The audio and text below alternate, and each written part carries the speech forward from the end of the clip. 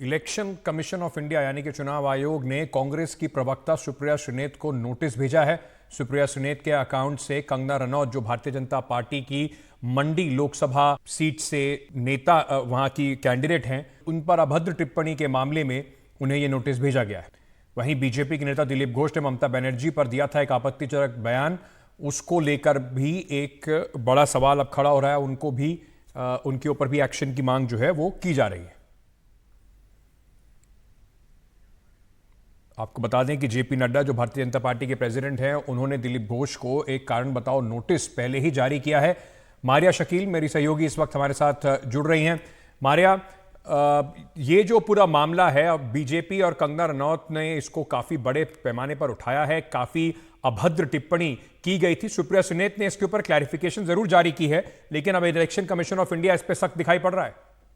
जी बिल्कुल सही कहा आपने। और 29 तारीख तक ये कारण बताओ नोटिस दी गई है कि ये क्यों एक्शन नहीं लिया जाए उन दोनों के खिलाफ।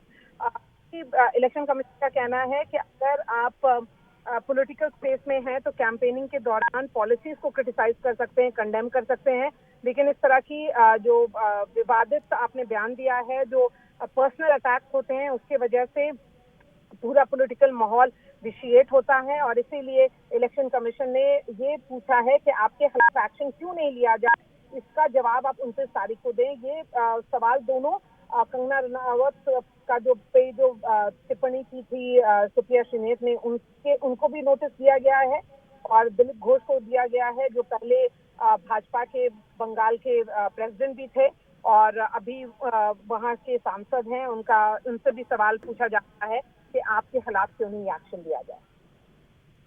मारिया, और क्या दिलीप घोष के खिलाफ भी ऐसी कोई कार्रवाई की उम्मीद जताई जा रही है?